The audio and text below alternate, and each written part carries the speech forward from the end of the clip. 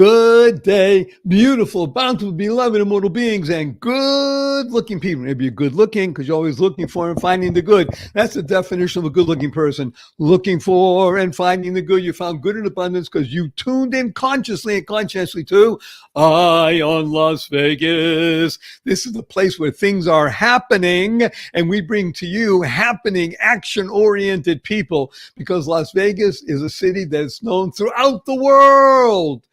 Imagine this. Take the entire population of New York, greater New York. It's about 19 plus million people. Sprinkle in the population of Los Angeles is approximately 12 million people. Add to that the cherry on top of the population of Chicago, which is about 9 million people. Shake it all up.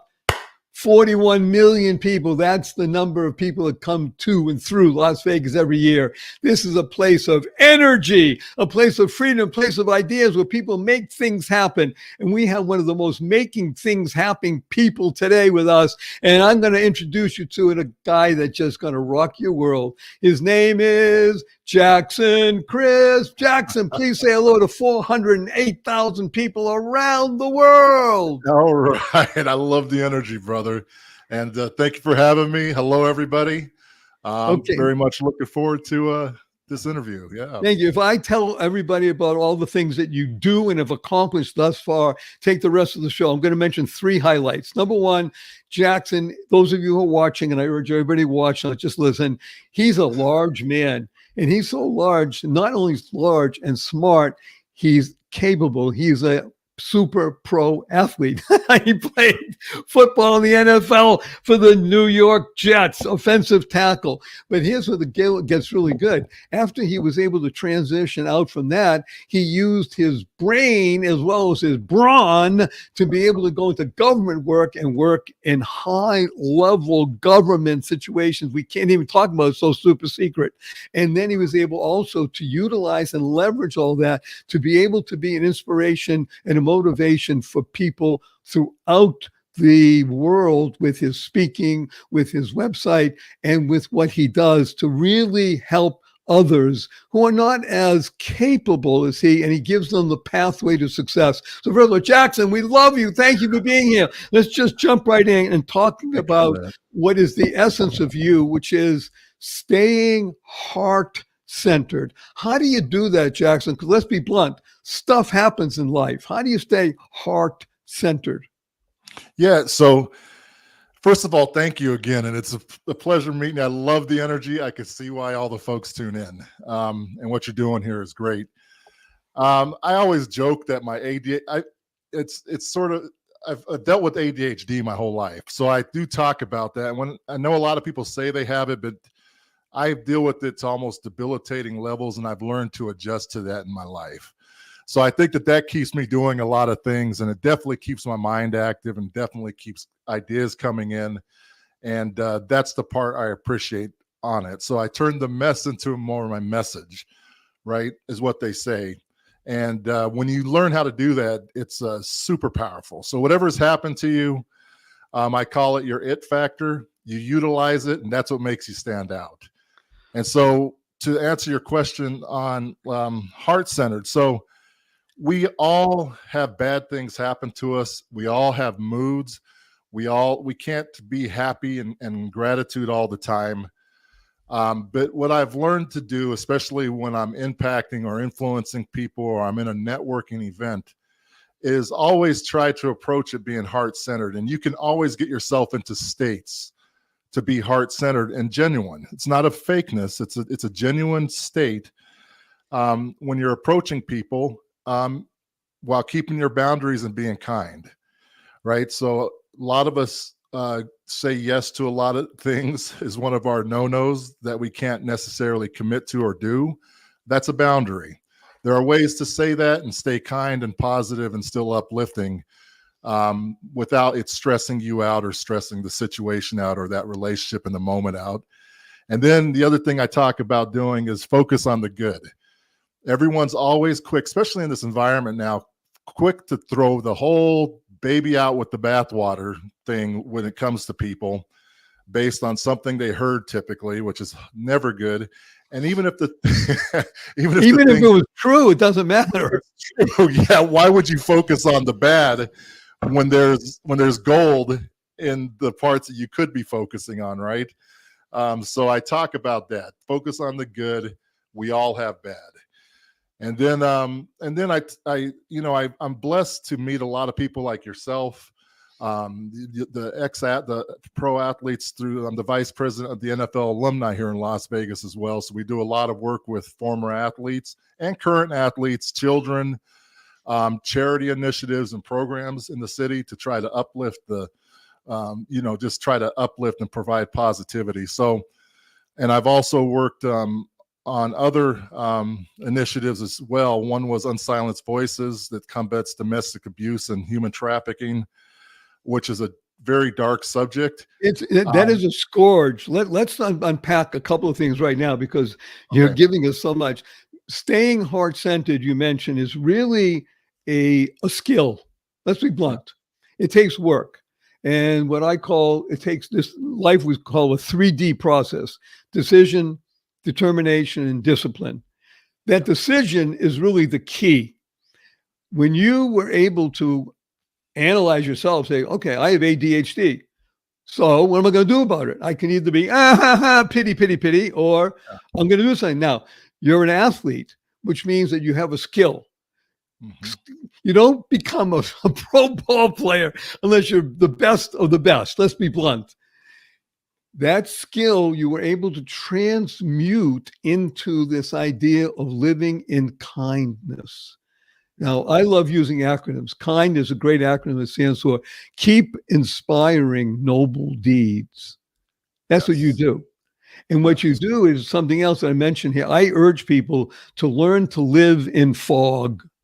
What? Mm-hmm. Live in fog? Now, you lived in San Francisco, so you know what fog is. Yeah, so fog is a great acronym that stands for Focus on Goodness.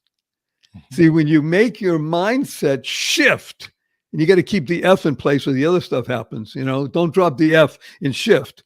And you make that shift in your perspective into focusing on good, then just as you mentioned, Jackson, guess what's going to happen? Better things, right? You become a channel of goodness. Is that correct? Yeah, so that's what I was going to say, is you start attracting it, like folks like yourself. And then on being involved with these different programs, I like to say, and because you meet a lot of extraordinary people through these networks, that as part of that, you automatically amplify networks of people doing positive things. Right. So I do a lot of people know I'm involved with this or that, and there's a lot of cross pollination, and it just raises the vibration for everything. And so it's one thing I just say, if you can get yourself into heart-centered states, when you're meeting people, you'll change the world, literally, through the butterfly effect. Even if you're not the direct influencer yourself, you do it through numbers, through your impact. So I want to mention something, because let's be blunt.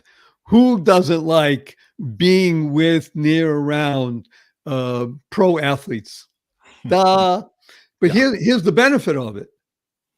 It's not an I thing. Mm-hmm. It's a we thing.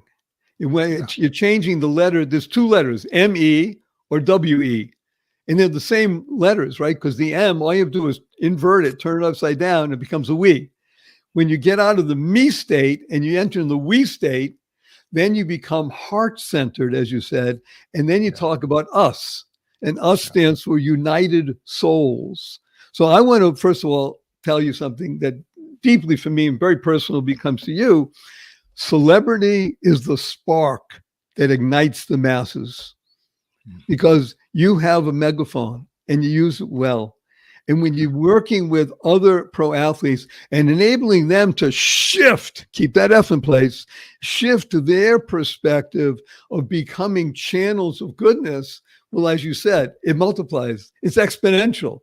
And you know about that because, again, Jackson is a wonderful being. He's very successful in everything he does because he applies his principles. Am I right on this? It's principles. Yeah. I don't give up. And I'll talk about that a little bit more. Even from a young kid, I was I grew up in Wyoming as a person of color in a predominantly, place. White redneck place. I'm a little more, but I also talk about the values that were amazing to me growing up in it. So yeah, there were some side effects and all that, but in terms of the core values of being a good person, standing by your word, and contributing and all that, that was always there. But when I was younger, the teachers, I didn't have a really good, because I was all over the place and always joking and laughing and not being able to focus. It was it was intense. They labeled me as with a mental, Incorrigible. yes, a mental disability, right? And my mom, thank God, my mom's my angel, and I tell everybody this. She truly is. She's just an amazing person, and the reason why I am who I am. I give her all the credit for that. But she's always in my corner, and always encouraging silently, not overtly and in my face. I just always knew that I had that my back was well taken care of, and so I always believed in myself. And so I did learn how to turn that mess into a positivity and a message, and learned how to learn, basically, and use different ways than other people, a lot more visual and audio and videos, and touching, more sensory type of learning. And it made it tough because, especially back then, this, the standardized tests and all that sort of let you go on to next levels of education were very reading comprehensive, which is a nightmare for someone who's learned the way that I learned. Yeah. So, but I even overcame that to get good enough scores to get into one of the top engineering schools in the country. I want to put you on pause for a moment, because I want everybody to understand what he just did. He's opening up and telling you personal stuff. Challenged in reading. First of all, reading is the most important skill. If you're talking about anything to do with education, read. Okay, now I'm off my soapbox, but read. When you learn how to read, you are able to enter many, many different worlds. Listen to what Jackson said. He was able to overcome a true handicap. Didn't have to be with, braces on his legs and things like that, but he had a handicap, overcame it because of persistence, heart-centered, getting into a top engineering school. He didn't say a top basket weaving school or really social studies. He's talking engineering. Hello. Now, when did you realize also that you were a talented athlete? I was this tall in the 9th grade, very uncoordinated. My body was learning how to sort of move and all that, in coordination with itself. But I knew probably in my senior year in high school, right? I was a 3-sport person, so tracks, basketball, and football. And basketball was actually my love. And the NFL was it was a dream as a kid, but it wasn't a dream. My dream of using football was to get to this engineering school to get this amazing education. And so I talk to kids about that all the time. Now, through hard work and dedication, and as I grew into my body and kept working on skills, I did get the opportunity to play. Was one of the few people back then to get an opportunity to play in the NFL. So my junior year, we didn't have training table or strength coaches and nutritionists and tutors and all that. You had to do it yourself. And I think it disciplined me more, because typically when I was in sports, I did better because you had to structure your time. You didn't have time to mess around, Oh, this is, I think, one of the most important. It went from mess to message. I want everybody to understand the use of language is so critical and so important for people to go from mess, thinking it's all messed up. Oh my God, ADHD, I can't do that. And understanding that your self-talk is your greatest ally, and went from mess to message and structure. And now you can take this raw material, this very large body with a great mind, and meld them together and get a position for the NFL. I mean, an offensive tackle for the New York Jets. You can count people on your fingers and toes that can make that. And there's thousands of people trying. Now, on that high note, we're going to be right back with more Jackson. We have a brief less than a minute commercial. We wouldn't be offering you this. We didn't think that you were worthy of your time and energy. We'll be right back with more Jackson Chris. Don't go away, because this is truly something wonderful. What if you could shop at your favorite local stores, swipe your current credit card, and get extra cashback rewards? And what if you could also have donations sent to your favorite cause at no extra cost to you? What if this amazing program was absolutely free and very simple to set up? Well, What If is here. Welcome to Einstein Cares, where your everyday shopping gives you and your favorite cause extra money. It's fast, it's easy, and effortless.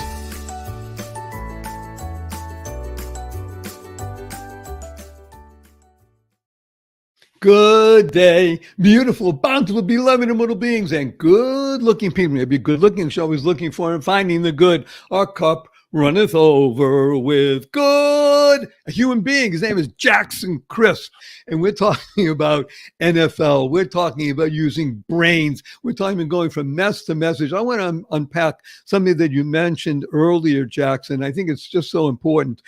Really enabling oneself to shift perspective. Remember, keep that F in place, to shift perspective from seeing things happening to you and recognizing they're happening for you. And I think that that's one of your great skills and what you try, I believe, to impart to people who will listen. Let's call them younger people who are very active. By the way, there is a tremendous war on boys in America at the moment. It's a terrible thing, because boys are made to run around. Boys are made to be fidgety and to go and not sit at a desk for 8 hours a day. And that's not boys, especially from the ages of 9 to 17. We are spirits. We need to move and do and there's a war. Okay, but you're helping guide us through. Remember, focus on goodness. So we left you and our intrepid heroes. You had also mentioned the word mood, because that's the nature of life, right? People get in a mood. So I talk about it in one of my books called The Joy of Living, which is available for free. Just go to my website, barryshore.com. And anything you want to know about Jackson, by the way, just go to my website, barryshore.com. You'll find this show there. And all the stuff that he does is there. And it's really wonderful. Avail yourself of the opportunity to learn more about him, what he does, and what he's doing, because it's big. It's big action. That's the sign of a winner. Big action. You have people watching the side behind you. So the word mood is very interesting, Jackson. If you look at that word and you were to spell it backwards, what word would you have? Oh, you're going to put me evolve, right? Or no? Yeah, M-O-O-D, spell it backwards. Doom. That's Okay. right. And that's what happens. Love. That's what happens when you get into a mood. I'm in a mood. You know something? Mood is really doom. You want to be able to grab yourself, shake it up, and say, I love you, and break out of that and get into a Jackson mode. You don't want to be into a mood. You want to be in a Jackson mode. So I would like you to speak about your various roles. One of them is, as you said, the vice president of the NFL Alumni Association here in Las Vegas. And we said before, let's be blunt, celebrity is a spark that ignites the masses. You have an opportunity to speak to people who might even listen because you stand for something they respect. You know, they're not looking at your mind, unfortunately, at the moment when they first hear you. They're looking at your body and, hey, he played in the big leagues. Okay, now you've got their attention. The first thing is get people's attention. Am I right? The next I call them instant epiphanies. Right, you get that epiphany. So let's talk about the epiphany of moving from what I call IMT, inspiration, motivation, and what I call the T word, transformation. Because that's really what people want. Because inspiration comes and goes. Information, it's readily available. It's the T word. How do you transform oneself? So please tell us, what do you do when you're speaking to people, whether they're 13 or 60? I talk about, so to create transformation. So motivation is temporary, right? And inspiration can turn into if you practice your habits and living in it can be a strategic or a long-term play to stay inspired. And if you do fall out of inspiration, you know tools to get yourself back into it. So I talk about, you're sharpening those tools as long as you're making effort towards it to become aware of the things that you need to work on. So that's the biggest thing, is becoming aware of what you need to work on, and then creating those micro habits that you just do consistently to start changing your mindset and paying attention to how you're talking to yourself.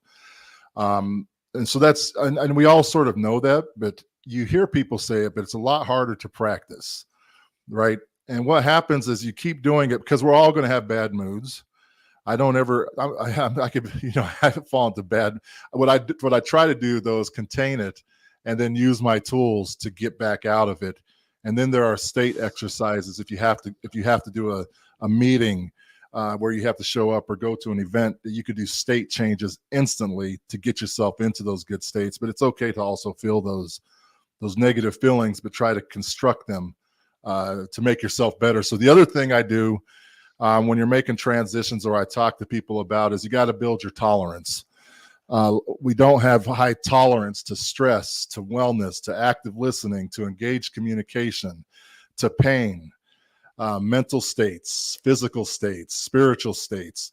And so the greats that you see, and the folks that you go, how can they put out that much energy? Or how can they process this and teach the people this and stay positive and continue putting out their messages? They've learned to increase their tolerances, their work tolerances, right? And smarter work. And so that's what I would say, is pay attention to, and it's got to be active on your mind. If something stresses you out, that's a nothing, right? Yeah, you got to learn, why did that you got to sort of increase your levels of tolerance to stress and being able to let stuff go off your shoulder. So those would be the couple things that I would say if you're going to do a transition. Now, your doses of motivation, like talks and events and all that gets you, that's like a little spark to get you started, right? And now what you want to do when you have that motivation, stay in that state, is create those habits, right? Those micro habits. And I always say that there's one habit that I know works, and it affects all the other aspects that I'm talking about, is your wellness, your conditioning, right? And that doesn't mean going to a gym that you don't want to go to. It means going for walks, going for hikes, going for swims, going for whatever that activity is. So, yeah. I want to unpack a few things here, and I'm going to ask you a sort of a leading question. So you're playing football, you're playing through a season. You have a game on Sunday. Does that mean you don't practice 4 or 5 days before the game? You just, hey, I'm a pro already, I don't have to do anything? Or is there a lot of work prior to the game? Yeah, so through my collegiate career and my NFL time, I always say the practice happened in the preseason and well before the game ever started. Now you want to make sure that your body is staying in tune, so you stay away from injuries, you're staying healthy, you're eating healthy, you're doing all those things I just talked about, you're building your tolerances. But most of the game, believe it or not, is mental, right? So you have the strength, you've worked the practices, the 3-a-days, the 2-a-days, the gym, the film, right? So when you're in the season, or you're in game time or approaching game time, a lot of it's mental. A lot of exercises, studying film. People don't realize that even the linemen have playbooks that are this thick, right, with different fronts that you can see. So in a split, in seconds, you're having to adjust these different looks and all that. So Yeah. So the days before it are, I would say, mostly mental and polishing and keeping the work you did physical intact. Yep. So people, when I do my discussions in front of audiences, either in the webinars or in person, recently I spoke to a group of 1,127 people. I asked the question, are habits good or bad? And the answer is yes. If you have bad habits, guess what? That's not good for you. You have good habits, as Jackson is sharing with us, and you hone those skills, the better you become. Your wellness is measured in your mental, physical, and spiritual being. When they're in harmony, right? The mental, the spiritual, and the physical being are in harmony. Not only do you avoid injury, as we're saying, but I'm going to make a statement because I never played offensive tackle. But you can actually read another person better. You can see by their eyes if they're going to move right, left, what's going to happen. And you can adjust in microseconds because you're in tune. Is that correct? That is very true. Yeah. And just sensing, watching the blood in their knuckles as a lineman, are they leaning forward or are they pulling back? How hard they're going to come. Yeah. Everything, just sensing and then learning from behavior on the past, on what they're doing. It's a lot of fun. I mean, wait a minute. I was hoping you'd say that. It's a lot of fun. Everybody hear this? This is really the key. I think that you just unlocked the door. We're talking about skills and habits and awareness. And that sounds heavy. And listen what Jackson just told us. It's a lot of fun because winning is fun. Everybody is a winner. Is fun. Yeah. It's lots of fun, right? It's the best thing in the world. And everybody can be a winner. You don't have to be in the NFL or play, high-level sports or Jackson has multiple patents. You hear this? He's not just a guy. He runs businesses. He worked at a high level for the U.S. government. We're talking about accomplished being. And hear what he said. Hey, it's fun. Life is truly fun. He doesn't mean turning on the TV or going to a rave dance and then What's really fun is living life to the full. Is that true? Absolutely. And learning, just constantly learning and applying and failing. I call it fail forward fast. Right. That's what we're doing, but act in doing it and have fun, and when are you having, like you said, when are you having fun is when you're doing well. Right. And then as you become next level or more in expert state, it's just automatic. It's like breathing.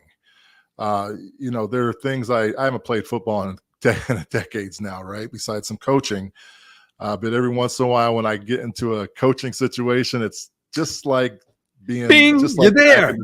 You're back and you're just there. It's a muscle memory, and you could do that with all aspects of what you want to aspire to be great at. So, and again, listen what he said. He used the L word. Learn. Keep learning. Life is beautiful, exuberant, uplifting, beneficial when you're learning. And Jackson, we're just so happy that you're here. I'm sorry to use these words, but our time together is coming to a close. I have 3 quick questions for you. You ready? I'm ready. Number 1, will you come back again? Absolutely, man. Yeah. Oh. Neighbors. Yes, thank you. absolutely. Okay. Number 2, you have only 80 seconds to answer this. Ready? Jackson Crisp, what is your most fervent desire?